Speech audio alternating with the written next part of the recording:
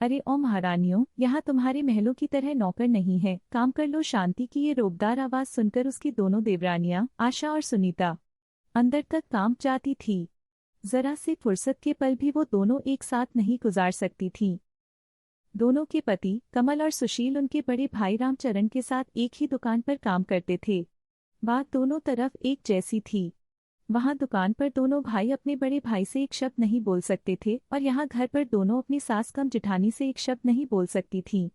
सास को तो दोनों ने देखा ही नहीं था और जिठानी केवल नाम की ही शांति थी। दोनों भाइयों का रामचरण के आदेश पर दुकान के काम में पिले रहना और घर में शांति के आदेश पर आशा और सुनीता का घर के काम में पिले रहना अब नियति बन चुका था। हालांकि कमल और आशा की शादी को अभी 1 साल और सुशील और सुनीता की शादी को सिर्फ 8 महीने ही हुए थे। दोनों देवरानियां देर रात को जब घर के काम से निपटती तो अपने हारे थके पतियों से कोई शिकायत नहीं कर पाती थीं। लेकिन पतियों को सब पता था, पर वो विवशता से कुछ न कह पाते। दोनों भाई सब कुछ जानते और समझते थे, पर कुछ कह नहीं पाते थे। माँ बाप के मरने के बाद भाभी ने बड़े भाई को ऐसा काबू में किया कि वो तो ना कुछ देखते थे और ना ही कुछ बोलते थे। घर में सिर्फ शांति भाभी का ही राज था। बड़े भाई के 2 बच्चे थे, एक लड़का और एक लड़की। दोनों भाई अपने उन भतीजे और भतीजी पर जान छिड़कते थे, पर भाभी ने कभी अपने देवरों को नौकर से ज्यादा कुछ नहीं समझा। हर बात में दुभान करना भाभी की अब आदत सी बन गई थी।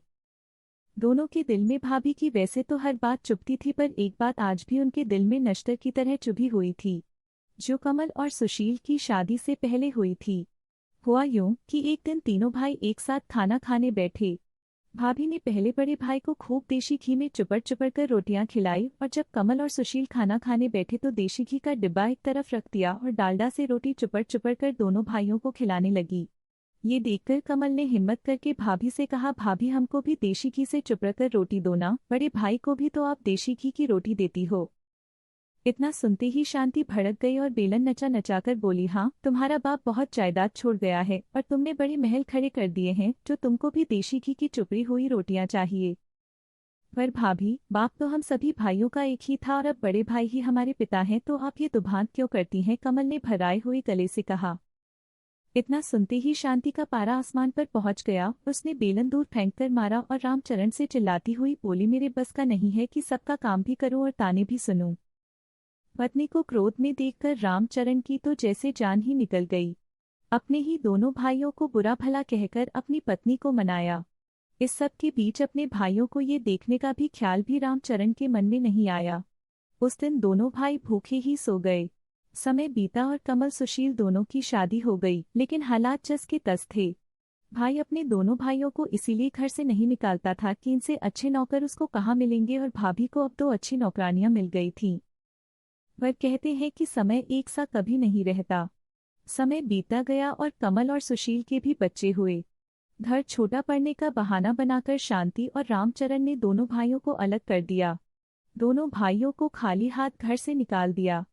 पर दोनों भाइयों ने अपनी एकता को अटूट रखा और एक ऐसा घर लिया जहां वे दोनों अपने परिवार सहित रहने लगे। भाई के व्यवहार से भी दोनों का मन खट्टा हो गया और दोनों भाइयों ने अलग अलग नौकरी कर ली और सुखपूर्वक अपने परिवार में मगन रहने लगे। शांति खुश थी कि दोनों भाइयों को बिना कुछ दिए सब कुछ उसका हो गया। समय अपनी गति से चल रहा था। एक दिन रामचरण और शांति के बेटे का भी ब्याह हो गया। शांति बड़े अरमानों से अपने बेटे के लिए बहू लेकर आई थी। शादी में बड़े भाई ने अपने पत्नी प्रेम के चलते अपने दोनों छोटे भाई को न्योता नहीं दिया था।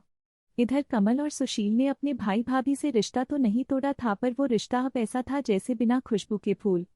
लेकिन अपने किए कर्म सामने जरूर आते हैं और ये शांति को जल्दी ही पता लगने वाला था। समय ने करवट ली। रामचरण अब बीमार रहने लगा था और ज्यादातर घर पर ही रहता था। दुकान अब बेटे ने संभाल ली थी।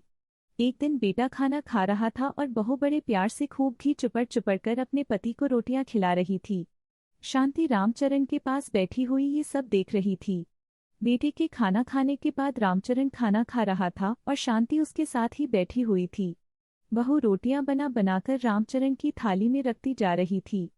रोटियां नाम मात्र की चुपड़ी हुई और जली जली सी बन रही थीं। वह कहते हैं ना कि बंदर कितना भी बूढ़ा हो जाए घुटकी मारना नहीं छोड़ता, और इसी नीति के अनुसार शांति ने कड़क कर बहू से कहा, क्योरी ये रोटियां कैसे बना रही है? तेरी माँ ने क्या ऐसी ही रोटी बनानी सिखाई है? बस इतना सुनना था कि बहू रानी रसोई से बेलन लहराती हुई आई और शांति पर बरस पड़ी। देखो सासू माँ, मेरी माँ पर मत जाना। और रही बात मेरी माँ ने क्या क्या सिखाया है, तो उन्होंने जो सिखाना था वो सिखा चुकी। अब मुझसे बात करो। और क्या हो गया, जो जरा सी रोटी जल गई, खा लोगे तो कुछ हो तो नहीं जाएगा। जो सारा दिन अपना हाथ पीले रहता है दुकान पर, उसका ध्यान करो। या इनका जो सारे दिन घर में पड़े रहते हैं। रामचरण खाना बीच में ही छोड़कर अपने कमरे में चला गया। दूसरे कमरे में ये सब सुन रहे बेटे को चुप देखकर शांति बस भगवान से यही प्रार्थना कर रही थी कि ये दिन देखने से पहले वो मर क्यों नहीं गई। एक मेरे देवर और देवरानियां थी जिन्होंने आंख उठाकर भी हम भैया भाभी को कभी नहीं देखा। जवाब देने की तो बात बहुत दूर रही, और आज मेरी बहू ही। उस दिन के बाद शांति की आवाज तो जैसे चली ही गई। जैसा बहू और बेटा चला रहे थे उसी तरह ही जिंदगी को चलाने का शांति और रामचरण ने समझौता कर लिया। शांति की तानाशाही को अब विराम लग चुका था। शांति अब अपनी देवरानियों के बीच उपहास और दया का पात्र बन गई थी। घड़ी घड़ी पुरानी बातों में खो जाना अब उसकी आदत बन चुकी थी।